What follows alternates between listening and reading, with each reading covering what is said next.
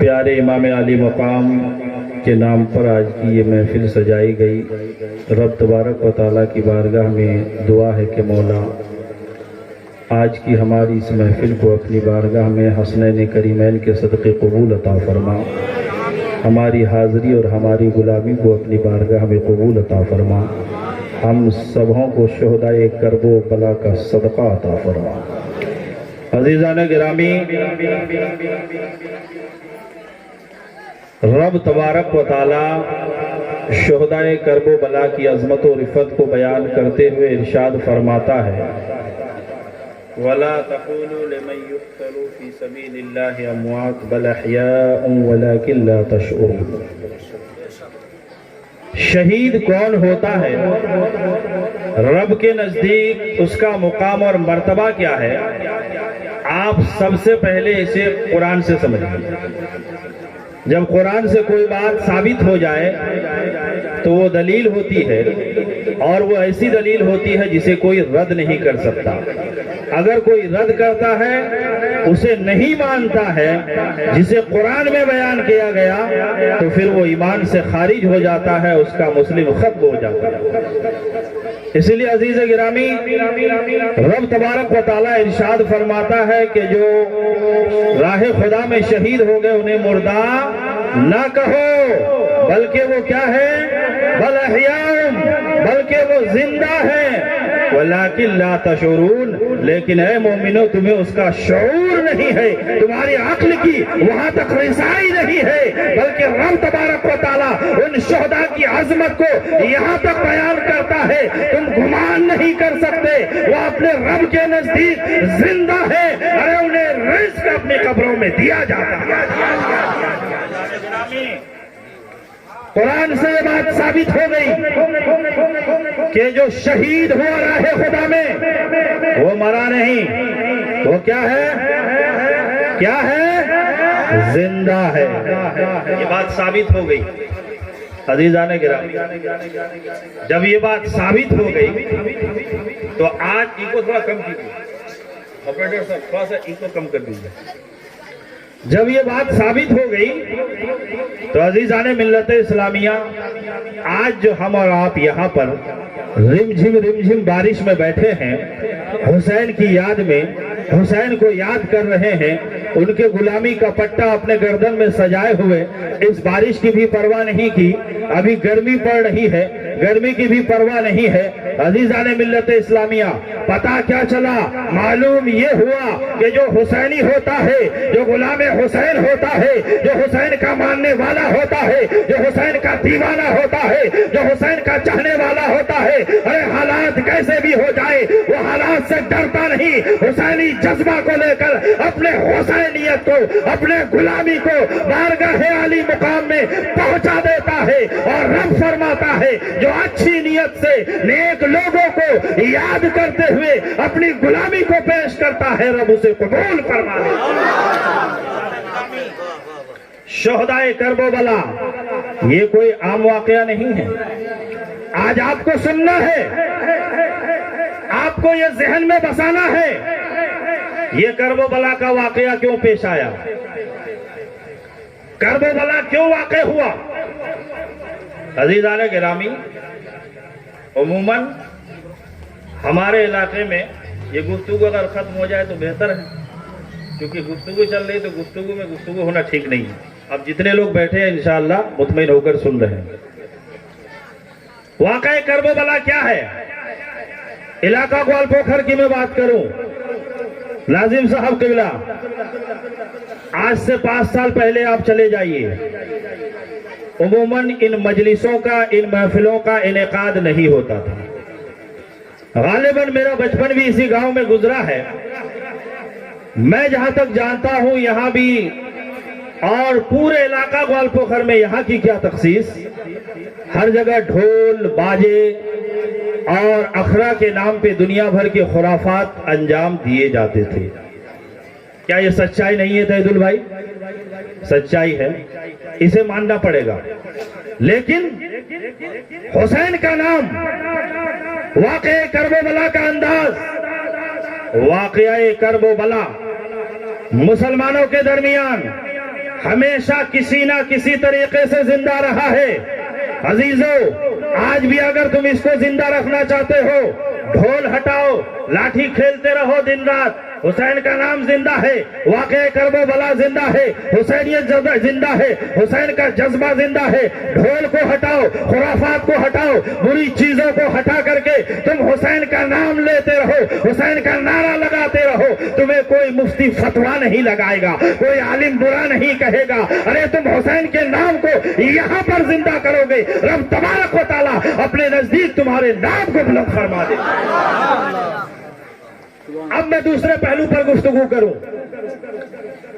ہمارے یہاں ایک تو یہ طریقہ تھا، دوسرا طریقہ یہ تھا کہ علم اس زمانے میں کم تھا۔ آج سے 20 سال پہلے جائیے، 20 سال پہلے عموماً جتنے علماء کرام آج آپ دیکھ رہے ہیں اتنے علماء کرام نہیں تھے، کم تھے، گمراہیت بھی زیادہ تھی۔ لیکن میرے عزیز، العلم نور، حدیث شریف ہے۔ علم کیا ہے؟ علم نور ہے، جو علم کے چھترے چھائے تلے آ جاتا ہے اللہ اس کے دل کو روشن اور منور فرما دیتا ہے۔ علم آیا، لوگوں سے جہالت دور ہو گئی، پھر یہ شکل بدل کر کے کچھ لوگ جو ہمارے علاقے میں بنگلہ پڑھنے جانتے تھے، বাংলা পড়বা কই কই জানে তো কিছু লোক মরমে মকা চলে যাবে, কবে দাদু ইয়া ফুফা জানা না জাইরা বীর সমানত হয়, কবে আমাকে হুদি করবলা বাখেরা শোনাই দিস কোজিন না নি কোজিন মাও তো শুনি ও ভাই শুনি কবা পড়ছিলিস মোকালা ফমেনি होसे कुटु उपस्थित के पढ़ছিল। हमारे गांव में भी हमारे बड़े अब्बू पढ़ते थे और बड़ा लेहंडा लगा ऐसा पढ़ाशिल के खाली सुने बाबा मनाशिल। मेरे अजीजों बताओ, जबान बांग्ला है, हम लोग उर्दू बोलते हैं, पढ़ते उर्दू है, सुनते उर्दू है। बांग्ला जबान में इमाम हुसैन का नाम लिया जा रहा है, शहदाए करबला को याद किया जा रहा है, उनकी दास्तान बयान की जा रही है, उनका अंदाज़ शहीद होना बयान किया जा रहा है, उनके प्यास की शिद्दत को बयान किया जा रहा है। आपकी जबान उर्दू है लेकिन बांग्ला जबान में बयान किया जा रहा है। अरे यही तो हुसैन से हमारा कनेक्शन है, यही तो हुसैन से हमारा रिश्ता है, यही तो हुसैन से हमारा ताल्लुक है। जबान कोई हो, बोली कोई हो, जज्बा कोई हो, मौसम कोई हो, आंधी आ जाए, बारिश आ जाए, हुसैन का जहां जिक्र होगा मुसलमान सुबह कयामत तक सुनता रहेगा, सुनता रहेगा। तो लोग ला जाए की गोजिल तो सुनाए दो, कोई गोजिल तो हमंडा दे दी मैं चलते सुनाए दे, गोजिल ना नहीं गोजिल। तो हुसैन का नाम जिंदा रहा कि नहीं? जहालत थी, इल्म आया, अंदाज बदल गया। इल्म आने के बाद तरीका बदल गया।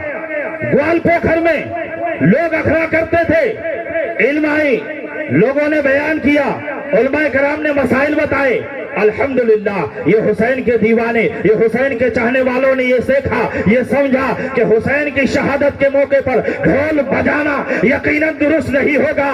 क्यों? अगर किसी के घर मौत हो जाए, किसी को शहीद कर दिया जाए, उस दिन ढोल बजाना कोई गवारा नहीं करेगा। प्यारे हुसैन ने दीन को बचाने के लिए, दीन की अजमत को बचाने के लिए, नाना जान की शरीयत को बचाने के लिए अपने तन मन धन को कुर्बान कर दिया, अपने नौजवानों को कुर्बान कर दिया, अपने घर बार को लुटा दिया। अब इस मौके पर ढोल न बजाया जाएगा, बल्कि कुतुब बस्ती के नौजवानों ने यह मिलकर फैसला किया, अब ढोल को खत्म करके जिक्र इमाम हुसैन मनाया जाएगा।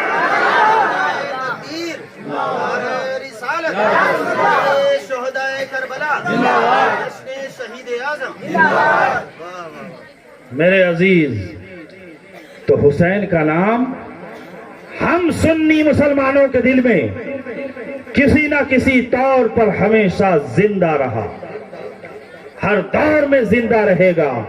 कत्ले हुसैन असल में मर्गे यजीद है, इस्लाम जिंदा होता है हर करबला के बाद। आज भी इस्लाम जिंदा है करबला के बाद। वाकया करबला गुजरने का तकरीबन 1400 साल हो चुके हैं, लेकिन मेरे अजीजों कितना गमनाक और कैसा वो जज्बा था। अल्लाह अकबर। जब शोहदाए करबला के वाकयात को हम लोग किताबों में पढ़ते हैं, اور برسوں سے پڑھتے چلے آ رہے ہیں. آج بھی جب ان واقعات پر نظر جاتی ہے اور شہیدوں کو جس ظالمانہ انداز میں میدان کرب و بلا میں شہید کیا گیا، ہر عاقل اور ذی شعور آدمی کے آنکھوں میں آنسو جاری ہو جاتا ہے. میرے عزیزو، کتنا پرخطر ماحول رہا ہوگا. عزیزان گرامی، خیر میرا آج ٹاپک وہ نہیں ہے. مجھے یہ ذمہ داری دی گئی ہے کہ آپ یہ بتائیں کہ واقعہ کرب و بلا کیوں پیش آیا. کچھ لوگ یہ سوچتے ہیں کہ یہ دو آدمی کے درمیان لڑائی تھی. کچھ لوگ یہ سوچتے ہیں یہ حکومت کی لڑائی تھی. کچھ لوگ یہ سوچتے ہیں یہ سلطنت کی لڑائی تھی. کچھ لوگ یہ سوچتے ہیں کہ امام حسین یہ چاہتے تھے کہ میں بھی بلاد عرب کا بادشاہ بن جاؤں، میں بھی خلیفہ بن جاؤں.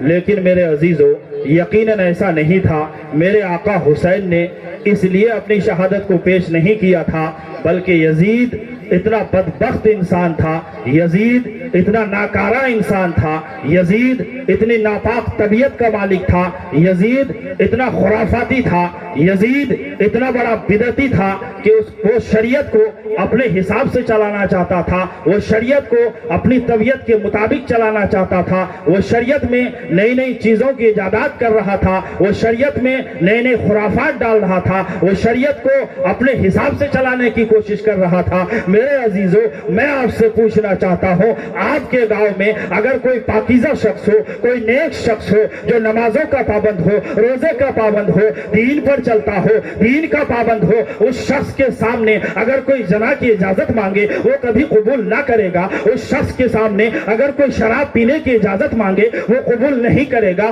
اس شخص کے سامنے اگر کوئی گناہ کرنے کی اجازت مانگے وہ قبول نہیں کرے گا، بلکہ اس کا ایمانی جذبہ یہ کہے گا تم چاہے جو بھی کر لو، چاہے رکھ دو، چاہے مار دو، چاہے ظلم و ستم کے تم میرے پر پہاڑ توڑ دو، میں شریعت کی دھجیاں اپنے ساتھ میں تم کو اڑانے نہیں دوں گا. پہلے اس نقطے کو سمجھنا ضروری ہے. دوڑ کے واقعہ کرب و بلا میں مت پہنچو. پہلے اس نقطے کو سمجھو کہ آقا حسین نے کیوں اپنے گھر بار کو بے سر و سامانی کے عالم میں. اللہ اکبر. ابھی کل ایک حاجی صاحب سے میری گفتگو ہوئی ماما، جو اس بار حج کر کے آئے. میں آپ کو ایک بات بتاؤں تو وہ بتا رہے تھے کہ مولانا میں جو اس بار حج کرنے گیا تھا تو 2-4 منٹ کے لیے میں اے سی سے باہر نکل کے میدان میں چلا گیا، خالی جگہ میں. عرب کی سرزمین کی بات کر رہا ہوں، مکہ المکرمہ مدینہ المنورہ کی بات کر رہا ہوں. 5 منٹ کے لیے کہاں چلا گیا؟ وہ خالی جگہ میں، دھوپ ہے جہاں پہ، اے سی سے نکل کے کہہ رہا ایسا لگا مولانا کہ میرے پیروں میں آگ برس رہی ہے، میرے پیر جل گئے اور 2 دن تک مجھے سکون نہیں ملا.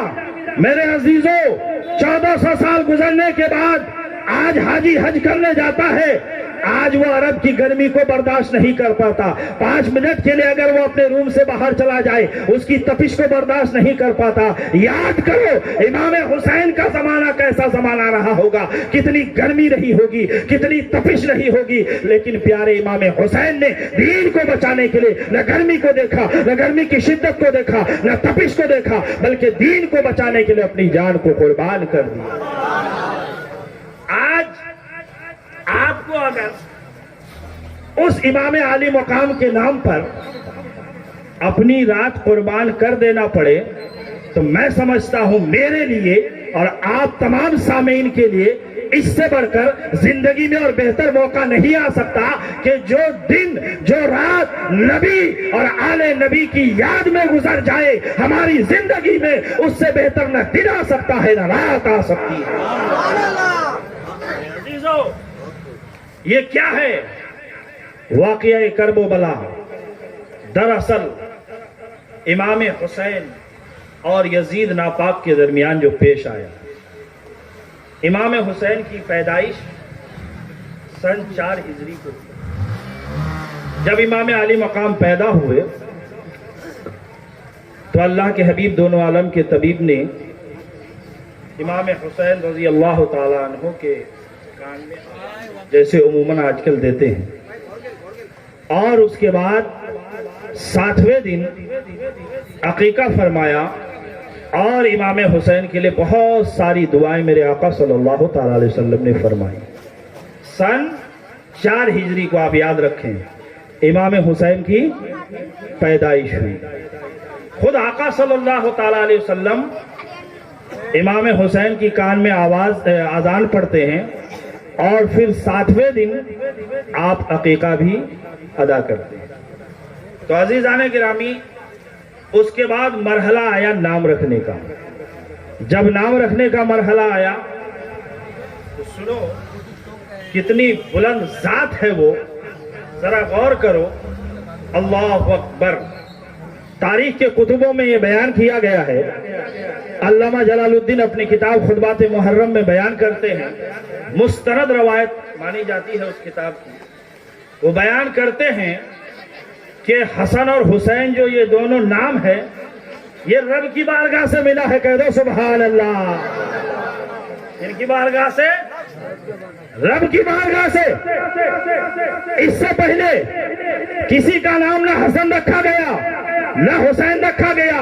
جب نام رکھنے کی باری آئی، اللہ تبارک و تعالیٰ نے حضرت جبرائیل امین کو یہ حکم دیا، جا کے پیارے آقا سے یہ بتا دو کہ تم اپنے نواسوں کا نام حسن اور حسین رکھو، کیونکہ اس نام کو رب تبارک و تعالیٰ نے ابھی تک کسی کے ذہن و فکر میں نہیں ڈالا ہے۔ کسی کا نام حسن و حسین نہیں ہے۔ ان دونوں ناموں کو رب تبارک و تعالیٰ پسند کرتا ہے، اس نام کو تم بھی پسند کرو۔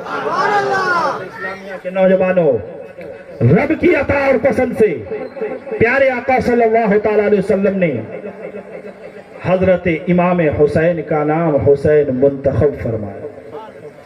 2 چیزیں اب تک میں نے بتائی۔ 4 ہجری میں پیدا ہوئے، اور نام کس نے رکھا؟ خود رب کی بارگاہ سے اور نبی کی زبان سے وہ نام رکھا گیا۔ کتنی بابرکت ذات ہے وہ، عزیزان ملت اسلام۔ اب میں آپ کو بتاؤں، آپ ایک مرتبہ درود شریف پڑھ لیجیے، اللہم صلی علی سیدنا شفیعنا مولانا محمد بارک سلم صلاۃ و السلام علیک یا رسول اللہ۔ عزیزان گرامی، امام علی مقام رضی اللہ تعالیٰ عنہ کا وہ مقام ہے۔ آپ ذرا ان کے بچپن کے ایام کے کچھ باتیں بھی سنتے چلیں، اور ان کا مقام اور مرتبہ کیا ہے۔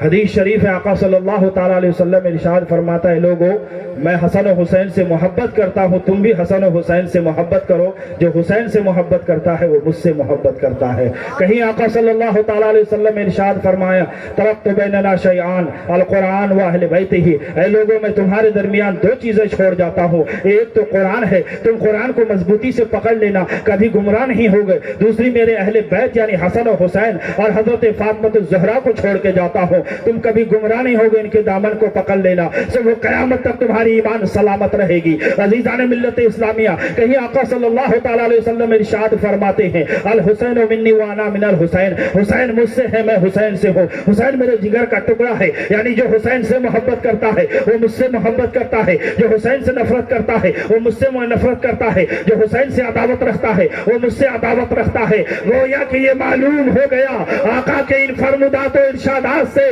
حسین کی محبت، حسین سے محبت، نبی پاک سے محبت کرنا۔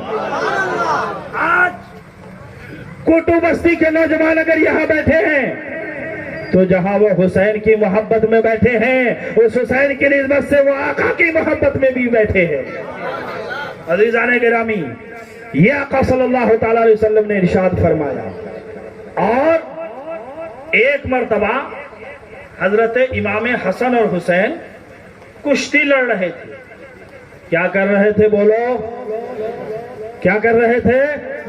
کشتی لڑ رہے تھے۔ کشتی سمجھتے ہیں نا؟ سب سمجھتے ہیں۔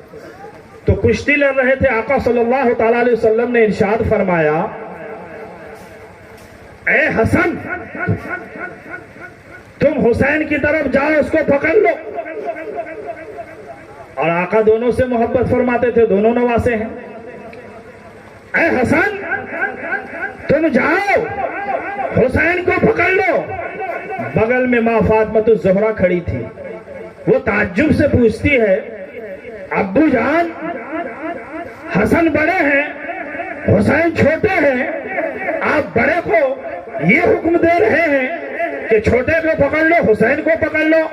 آقا مسکراتے ہوئے ارشاد فرماتے ہیں، اے بیٹی فاطمہ تم نہیں جانتی ہو، میں حسن کو اس لیے حکم دے رہا ہوں اس لیے کہ حسین کی طرف سے جبرائیل گواہی دے رہے ہیں، ان کی طرف اشارہ جبرائیل فرما رہے ہیں، اسی لیے میں حسن سے یہ کہہ رہا ہوں تم حسین کو پکڑ لو۔ ایک کی میں طرفداری کر رہا ہوں، دوسرے کی جبرائیل امین طرفداری کر رہا ہوں۔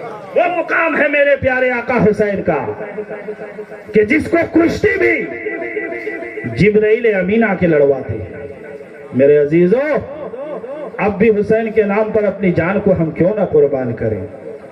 اور سنو، ایک مرتبہ امام حسن اور حسین بچپن کے زمانے میں اپنے تختیوں میں کچھ لکھ کر کے لاتے ہیں۔ جب تختیوں میں کچھ لکھ کر کے لاتے ہیں تو سب سے پہلے والد گرامی حضرت علی مرتضیٰ رضی اللہ تعالیٰ عنہ کی بارگاہ میں پہنچتے ہیں کہ ابو جان، ہم لوگوں نے کچھ تحریر کیا ہے، کچھ لکھا ہے، آپ اسے دیکھ لیجئے، کس نے بہتر لکھا ہے؟ کیا کہا؟ یہ کتنے پیارے نفوس قدسیہ تھے، میں آپ کو یہ ذہن و فکر دینے کی کوشش کر رہا ہوں۔ کس بے دردی سے انہیں قتل کیا گیا، شہید کیا گیا۔ جب وہ واقعہ آپ کو مفتی صاحب بیان کریں گے تب آپ کی آنکھوں میں آنسو آ جائے گا۔ کتنا پیار کرتے تھے میرے آقا ان سے، اور ظالم یزیدیوں نے اتنا بھی نہ دیکھا کہ جس کی گواہی جبرائیل امین دیکھے، جس کا نام رب تبارک و تعالی منتخب فرمائے، اس کے ساتھ اس بے دردی کا سلوک کیا جائے۔ کیسے ظالم لوگ تھے۔ تو عزیزان گرامی، حسن کہتے ہیں کہ میری تحریر اچھی ہے، حسین کہتے ہیں میری تحریر اچھی ہے۔ اللہ اکبر۔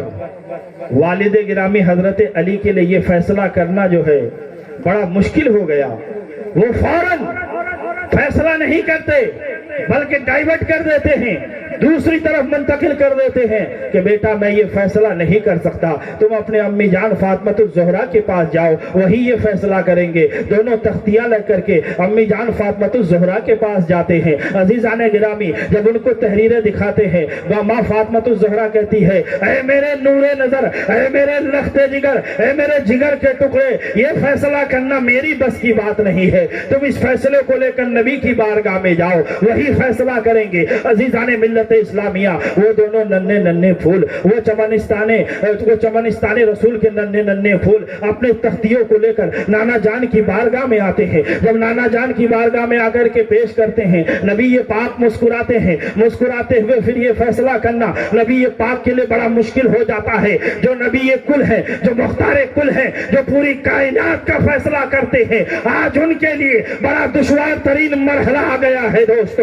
اگر حسن کو اچھا کہہ دیتے ہیں تو حسین کی دل شکنی ہو جائے گی، حسین کی تحریر کو اچھی کہہ دیتے ہیں تو حسن کی دل شکنی ہو جائے گی۔ بڑا پش و پیش کا معاملہ ہے، تعجب میں پڑ جاتے ہیں کس کو اچھا کہا جائے، کس کو خراب کہا جائے، اس پش و پیش میں مبتلا ہو جاتے ہیں۔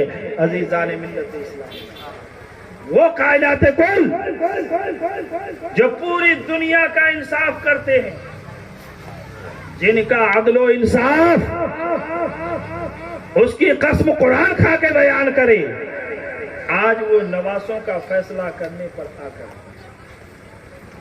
شش و پنج میں پڑ جاتے ہیں۔ اتنے میں جبرائیل امین کو حکم ہوتا ہے، کیا؟ اے جبرائیل امین جاؤ،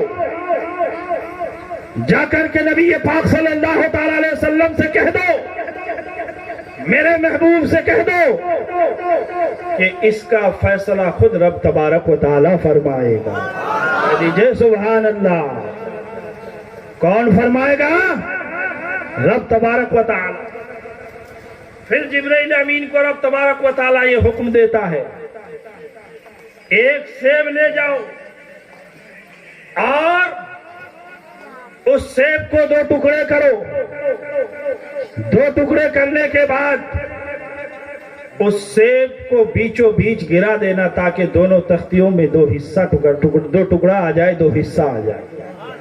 عزیزان ملت اسلامیہ، جبرائیل امین رب کے حکم سے سیب کو لے کر کے آتے ہیں اور حسن اور حسین کی تختیوں کو نیچے بچھا دیا جاتا ہے۔ اوپر سے وہ سیب گرتا ہے آدھا حسن کی تختی پر آدھا حسین کی تختی پر. اس طریقے سے یہ فیصلہ ہو جاتا ہے کہ حسین بھی اپنی جگہ بلند ہے, حسن کا مقام بھی اپنی جگہ, اور دونوں خوش ہو جاتے ہیں. جن کا فیصلہ رب تبارک و تعالیٰ کری, کتنی پاک ذات ہوگی وہ. اللہ اکبر. عزیزان ملت اسلامیہ, ان نفوس قدسیہ کے ساتھ یہ حرکت کی گئی. اب میرے دوستو اور عزیزو یہ بتاؤ, اگر پیارے آقا حسین یزید جیسے ناپاک طبیعت کے مالک شخص کے ہاتھ میں بیعت کر لیتے تو آج اسلام جس حالت میں ہمارے اور آپ کے درمیان ہے ایسی ہوتی؟ بولو, اس حالت میں اسلام تم تک پہنچتی؟ جواب نہیں میں ملے گا. عزیزان گرامی, قصہ مختصر یہ ہے کہ جب حضرت امیر معاویہ رضی اللہ تعالیٰ عنہ کے انتقال کے بعد یزید تخت پر بیٹھا, کیا بن گیا؟ بادشاہ. جب بادشاہ بن گیا, پہلا فرمان جو اس نے جاری کیا یہ جاری کیا کہ جاؤ حسین ابن علی کی بیعت لے کر کے فوراً میری بارگاہ میں حاضر ہو. بس یہیں سے واقعہ کربلا کا جنم ہے. یہ کوئی تخت و تاج کی لڑائی نہیں, ورنہ تو آل رسول و آل رسول ہے دوستو. چاہے وہ زمانہ ہو چاہے یہ زمانہ ہو, آپ دیکھتے ہوں گے اگر کچوچا سے کوئی آل رسول آ جائے, جب میرے آقا حسین کا وہ عالم ہے, آج بھی اگر کوئی آ جاتا ہے, ایک دو نہیں ہزاروں لاکھوں کی تعداد میں لوگ ان لال رسول کے قدموں کے طور میں دوڑتے ہوئے نظر آتے ہیں. جب آج یہ عالم ہے تو زمانے میں کیا عالم رہا ہو. یزید یہ حکم دیتا ہے کہ جاؤ جا کر کے فوراً امام حسین سے میری بیعت لے لو. اس وقت جو مدینہ المنورہ کا گورنر تھا وہ نیک دل آدمی تھا, محب اہل بیت تھا, نبی کی آل سے محبت کرتا تھا, اور حضور کی حدیث ہے کہ جو مجھ سے اور میری آل سے محبت کرتا ہے رب تبارک و تعالیٰ اسے قبول فرما لے. وہ بڑا نیک دل انسان تھا. اس نے امام حسین کو بلوایا, کہا حضور یزید کی طرف سے یہ مطالبہ آیا ہے کہ آپ سے بیعت لی جائے. امام حسین رضی اللہ تعالیٰ عنہ ارشاد فرماتے ہیں کہ آپ ذرا مجھے یہ بتائیے کہ یزید جیسے ناپاک طبیعت کے مالک شخص کا اگر میں بیعت کر لوں تو پھر نانا جان کے دین کا کیا ہوگا, شریعت کا کیا ہوگا, قرآن کا کیا ہوگا, سنت رسول کا کیا ہوگا, حدیث کا کیا عالم ہوگا. عزیزان ملت اسلامیہ, جب ان دلائل و براہین کو امام حسین نے مدینہ کے والی کے پاس, مدینہ کے گورنر کے پاس ذکر کیا, جب ان کے سامنے یہ باتیں رکھی, وہ نیک طبیعت کا مالک تھا, وہ محب اہل بیت تھا, وہ کہا حضور آپ جا سکتے ہیں, آپ سے میرا کوئی مطالبہ نہیں ہے, کیونکہ میرا بھی دل یہی چاہتا ہے کہ حسین جیسا پاک شخص, حسین جیسی شخصیت, حسین جیسے آل نبی, حسین جیسے نبی کے نواسے اگر یزید کے ہاتھ پہ بیعت کر لے, میری طبیعت بھی اس کو گوارا نہیں رہتی. جو آپ کو اچھا لگے حضور آپ وہ کر لیجئے, میرے طرف سے آپ کو مکمل چھوٹ. وہ محب اہل بیت مدینے کا گورنر امام حسین کو یہ کہہ کر کے رخصت کر دیتا ہے. جب یزید کو پتا چلا, اس نے فوراً دوسرا حکم جاری کیا کہ جس طریقے سے ہو حسین ابن علی کا تم بیعت لے لو, اگر وہ بیعت پر راضی نہ ہو جائے تو تم انہیں قتل کر دینا. میرے عزیز, کچھ لوگ دفاع کرتے ہیں کہ ڈائریکٹ یزید پر امام حسین کے قتل کا آروپ اور الزام نہیں لگا سکتے. کیوں نہیں لگا سکتے بھائی؟ ارے دوسرے ائمہ تو ان کو نہ جانے کیا کیا کہہ دیے. وہ ہمارے امام اعظم ہیں جنہوں نے یزید کے بارے میں سکوت اختیار کیا ہے. نہ اسے جنتی کہو, نہ اسے جہنمی کہو, نہ اسے مسلمان کہو, بلکہ اس کا فیصلہ میدان محشر میں خود رب تبارک و تعالیٰ فرمائے گا. تم خاموشی اختیار. یہ ہم سنیوں کا موقف ہے. احناف کا موقف. عزیزان گرامی، اس یزید نے سراسر لکھ دیا تھا کہ اگر حسین ابن علی میری بیعت نہیں کرتا ہے تو تم حسین ابن علی کر سختی کرو، اس کے باوجود نہ مانے تو حسین ابن علی کو تم قتل کر دو، شہید کر. تو الزام کس پر جائے گا؟ سب سے پہلے یزید پر جائے گا. عزیزان گرامی، امام حسین نے جب یہ دیکھا کہ مدینہ المنورہ میں حالات خراب ہو رہے ہیں، نانا جان کی دین پر آنچ آ رہی ہے، لوگ دین کو مذاق بنا رہے ہیں، شریعت کو طبیعت بنا رہے ہیں، دین میں نئی نئی خرافات پیدا کر رہے ہیں. یزید جیسا شخص جو ناپاک ہے، تاریک الصلاۃ ہے، زنا کا قائل ہے، جو زنا کرتا ہے، جو اپنی محل میں ایک نہیں 100 سے زیادہ لونڈیوں کو رکھتا ہے اور ان کے ساتھ زنا کرتا ہے، ایسے شخص کے ہاتھ میں اگر حسین ابن علی بیعت کر لیتا ہے، امام علی مقام بیعت کر لیتا ہے، تو صبح قیامت تک کے لیے پوری امت مسلمہ کے لیے یہ دلیل بن جائے گی کہ آقا حسین نے یزید جیسے بدبخت، ناپاک اور گنہگار انسان کے ہاتھ میں بیعت کر لیا تھا. پھر دین کا مذاق سب لوگ اڑاتے ہوئے نظر آئے. اسی لیے میرے آقا حسین نے یزید کے ہاتھ پر بیعت نہ کر کے صبح قیامت تک کے لیے دین کو بچا لیا، نانا جان کی شریعت کو بچا لیا. اس کے بعد آقا حسین نے جب یہ دیکھ لیا کہ اب یہاں پر رہنا ممکن نہیں ہے، پھر وہاں سے وہ رخت سفر باندھ لیتے ہیں، نانا جان کی بارگاہ میں پہنچتے ہیں، نبی پاک کی بارگاہ میں پہنچتے ہیں، نم آنکھوں کے ساتھ نبی کی بارگاہ میں یہ التجا کرتے ہیں، اے نانا جان، اے پیارے نبی صلی اللہ تعالیٰ علیہ وسلم، آپ نے مجھے گود میں کھلایا ہے، مجھے مدینہ تمام شہروں میں زیادہ پسند ہے، آپ نے مجھے اپنے جگر کا ٹکڑا بتایا ہے، مجھے مدینہ تمام شہروں میں زیادہ پسند ہے. اے نبی پاک، اے پیارے نانا جان، جس شہر میں آپ بستے ہیں، قسم خدا کی اس روئے زمین میں اس سے بہتر کوئی زمین نہیں ہے، اس سے بہتر کوئی زمین مجھے پیاری نہیں ہے. لیکن نانا جان، آج اگر آپ کا پیارا نواسا نہیں نکلتا ہے، آج اگر آپ کا پیارا نواسا یزید کے ہاتھ میں بیعت کر لیتا ہے، صبح قیامت تک لوگ مثالیں پیش کریں گے، صبح قیامت تک لوگ دین کی مذاق اڑائیں گے، صبح قیامت تک لوگ یہ تانا دیں گے، صبح قیامت تک لوگ یہ بتائیں گے کہ حسین ابن علی باطل کے سامنے اپنے سر کو بلند نہیں کیا تھا بلکہ بیعت کو قبول کر لیا تھا. اے پیارے نانا جان، ان تمام التجا کے ساتھ میں آپ کے شہر کو چھوڑ رہا ہوں، آپ کے در کو چھوڑ رہا ہوں، آپ مجھے اجازت دے دی. عزیزان ملت اسلامی، پھر نم آنکھوں کے ساتھ آقا حسین مدینہ المنورہ سے مکہ المکرمہ کے جانب روانہ ہو جاتے ہیں. یہ پہلا سفر ہے واقعہ کرب و بلا کا، جو آقا صلی اللہ تعالیٰ علیہ وسلم کی بارگاہ سے شروع ہوتا ہے. پھر اپنے خاندان والوں کو لے کر آقا حسین مکہ المکرمہ پہنچتے ہیں اور مکہ المکرمہ میں بڑے پرسکون انداز میں اپنی زندگی گزارتے ہیں. لیکن میرے دوستو، شروع یہی سے ہوتا ہے، کوفیوں کا واقعہ، دغا بازوں کا واقعہ، جن کے خطوط مسلسل جب مکہ المکرمہ میں امام علی مقام قیام فرما تھے، اس وقت کوفیوں کو یہ پتہ چلا کہ یزید کے ہاتھ میں امام حسین نے بیعت نہیں کیا ہے اور مدینہ المنورہ سے امام حسین مکہ المکرمہ میں آرام فرما رہے ہیں. کوفیوں کو وہی موقع مل گیا، کیونکہ کوفہ امام حسین اور حضرت علی کے زمانے کا مرکز تھا. لوگ امام علی مقام، محب اہل بیت اور حضرت علی کے زمانے میں سب سے زیادہ اگر چاہنے والے کہیں کے لوگ تھے تو وہ کوفہ کے لوگ. وہ تمام شیعان علی، وہ علی کے چاہنے والے مل کر کے ایک نشست کرتے ہیں اور ایک خط آقا حسین کی جانب لکھ دیتے ہیں، اے آقا، آ کر ہمیں بچا لیجئے، اس ظالم یزید سے ہمیں بچا لیجئے، اس ظالم یزید کے چنگل سے ہمیں چھڑا لیجئے.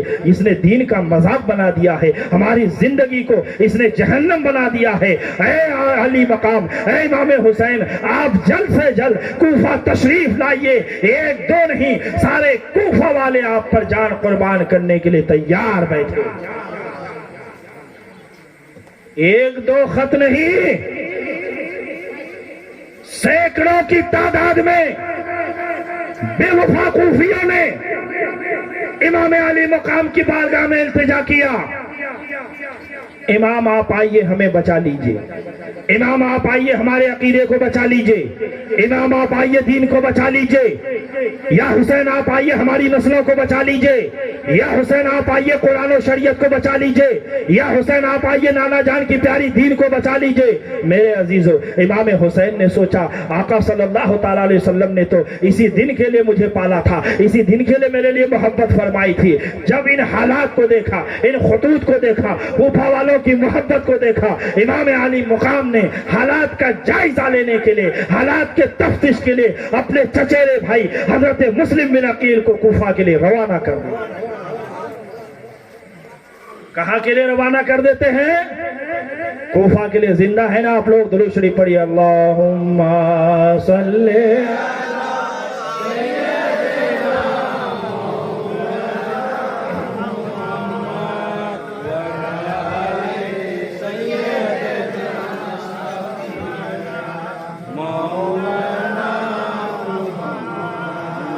صلی اللہ تعالی علیہ وسلم۔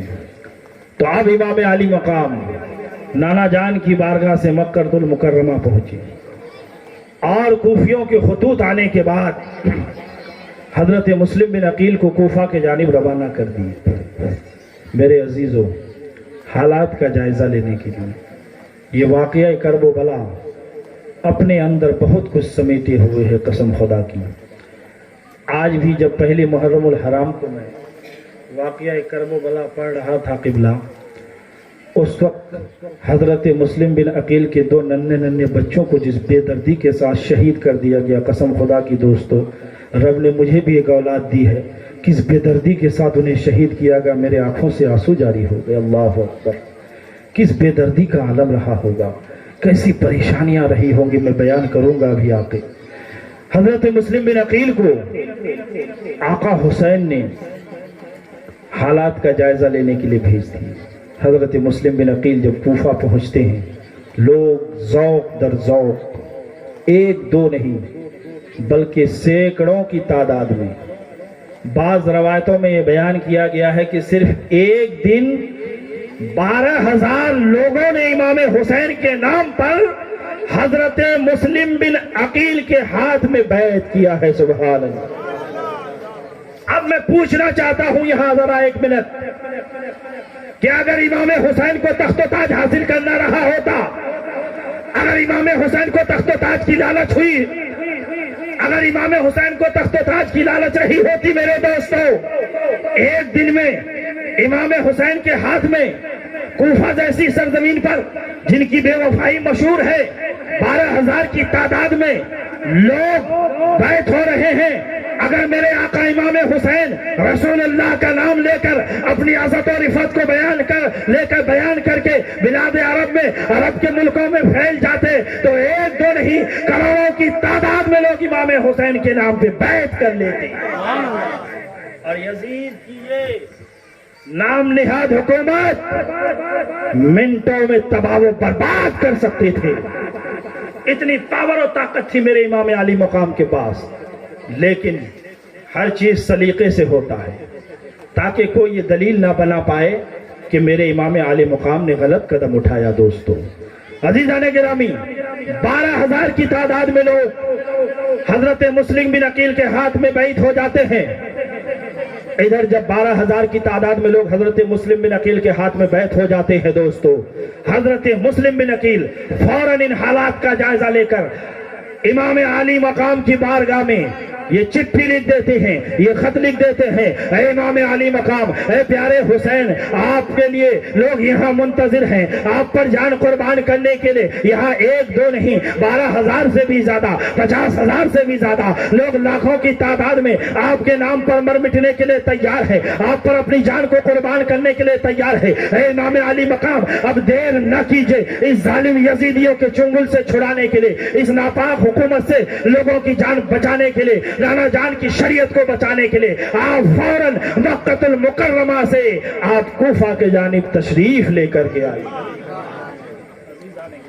اس طریقے سے امام علی مقام جب حضرت مسلم بن عقیل کے خط کو پاتے ہیں فوراً مکۃ المکرمہ سے کوفہ کے جانب روانہ ہو جاتے. لیکن جو بڑے بڑے کبار صحابہ کرام تھے ان کو جب پتا چلتا ہے وہ امام علی مقام کو روکتے ہیں. میرے پیارے امام، میرے نبی نے آپ کو بڑے لاڈ سے پالا ہے، یہ کوفی بڑے ظالم ہیں، ان کوفیوں نے آپ کے والد کے ساتھ بھی غداری کی تھی، ہمیں کوفہ کی سرزمین سے بغاوت کی بو آ رہی ہے، کوفہ کی سرزمین سے بے وفائی کی بو آ رہی ہے.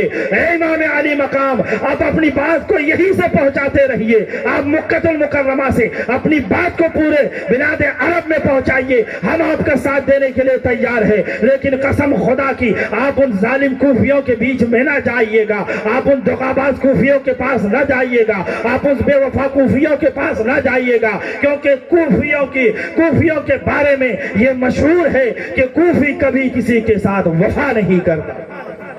لیکن میرے امام علی مقام نے کہا کہ اب اگر میں یہاں سے پیچھے ہٹ جاؤں تو مسلم بن عقیل کا کیا ہوگا، جس کو میں نے بھیجا ہے. اگر مسلم بن عقیل کے ساتھ کچھ ہو گیا تو کل پوری دنیا یہ کہے گی کہ امام حسین نے اپنی جان تو بچا لی لیکن اپنے چچیرے بھائی مسلم بن عقیل کی شہادت کو بچا نہ پائے. اسی لیے امام علی مقام اپنے اہل خاندان کو لے کر، اپنے نوجوان بچوں کو لے کر، ننھے علی اصغر کو لے کر، اپنے ان پاکیزہ اور نفوس قدسیہ کو لے کر جن کی عظمت اور پاکیزی کو قرآن نے بیان کیا ہے، جن کی عظمت اور پاکیزی کو آقا نے بیان کیا ہے، ان تمام لوگوں کو لے کر حضرت امام علی مقام کوفہ کے جانب روانہ ہو گئے. امام کا سفر شروع ہے مکہ سے کوفہ کے جانب. اب کوفہ کے منظر کو دیکھو دوستو، وہ 12,000 کوفی جنہوں نے کبھی کسی کے ساتھ وفا نہ کیا، اب ان کے بے وفائی کا وقت آ گیا ہے. حضرت مسلم بن عقیل جب حضرت امام علی مقام کے نام پر بیعت کرنا شروع کرتے ہیں، جوق درجن لوگ، ایک نہیں دو نہیں، ہزاروں کی تعداد میں دن بدن امام علی مقام کی بارگاہ کے لیے، امام علی مقام کے بیعت کے لیے، امام علی مقام پر اپنی جان کو قربان کرنے کے لیے دوستو ذوق در ذوق بیعت ہو رہے ہیں. اللہ اکبر. جب منظر یہ ہو جاتا ہے کہ ایک دو نہیں لاکھوں کی تعداد میں امام علی مقام کے ہاتھ پر لوگ بیعت لے رہے ہیں، تب یزیدی کو ایک خبر پہنچ جاتی ہے. ابن زیاد جو ناپاک تھا، جو دشمن اہل بیت تھا، جو دشمن سادات کرام تھا، وہ ابن زیاد فوراً یزید کو ملک شام میں یہ خط لکھ دیتا ہے کہ یزید کیا دیکھتا ہے، تیری یہ حکومت اب ختم ہونے والی ہے، کیونکہ مقام میں، کیونکہ میدان میں حسین ابن علی آ پڑا ہے. جب یہ خط یزید تک پہنچا، فوراً یزید نے کوفہ کے جو گورنر تھے اس کو معزول کر دیا اور ابن زیاد کو سختی کے ساتھ یہ حکم دیا کہ جتنے لوگوں نے حسین کے نام پر کوفہ کی سرزمین میں بیعت کیا ہے ان تمام لوگوں سے سختی سے نپٹا جائے اور حسین ابن علی کے ساتھ بھی سختی سے نپٹا جائے. اگر وہ بات نہ مانے تو انہیں قتل تک بھی کر دیا. یہ یزید کا حکم تھا، میں اپنی طرف سے بیان نہیں کر رہا ہوں. بڑے بڑے ائمہ کرام اور علماء نے اس بات کو لکھا ہے کہ جب ابن زیاد کو گورنر بنا کر یزید کوفہ بھیجتا ہے تو اس نے صراحت کے ساتھ یہ لکھ دیا تھا کہ اگر امام علی مقام ایسے بات نہ مانے تو اس کے سر کو تن سے جدا کر دیا جائے. بتاؤ قتل کا الزام یزید پر جاتا ہے کہ نہیں جاتا ہے؟ میرے دوستو، جو سچا حسینی ہوگا وہ صبح قیامت یہ کہتا رہے گا کہ بے شک امام علی مقام کا قاتل کوئی اور نہیں، یزید ناپاک ہے.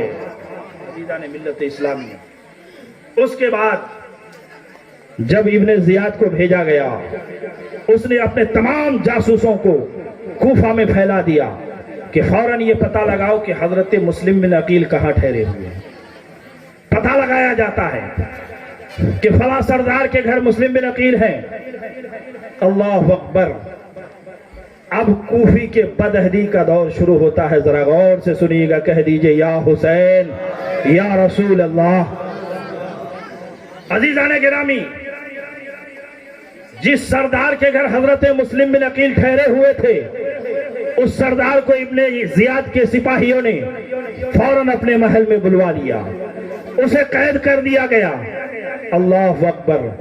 جب اس سردار کو قید کر دیا گیا، لوگوں کے درمیان یہ بات پھیل گئی کہ فلاں سردار کو ابن زیاد نے قید کر دیا ہے۔ تمام لوگ اس کے محل میں جمع ہو گئے اور ابن زیاد سے یہ مطالبہ کرنے لگے کہ تم ہمارے سردار کو چھوڑ دو، نہیں تو ہم تمہارے پرکھچے اڑا دیں گے، تمہیں نیست و نابود کر دیں گے۔ لیکن میرے عزیزو، ابن زیاد نے ایک مکاری کی، ایک چال بازی کی۔ اس نے یہ کیا کہ فوراً اس سردار کو یہ کہہ دیا کہ جس قبیلے سے جو بھی آیا ہے وہ اپنے گھروں کو چلا جائے، کیونکہ ہم ابن زیاد کے پاس بحفظ و امان موجود ہے، ہمیں کچھ ہونے والا نہیں ہے۔ وہ تمام لوگ چلے گئے۔ اللہ اکبر! جب وہ تمام لوگ چلے گئے، تاریخ کی کتب میں یہ بیان کیا گیا ہے کہ اس دن لاکھوں کی تعداد میں لوگ حضرت مسلم بن عقیل کے ہاتھ میں بیعت ہوئے تھے۔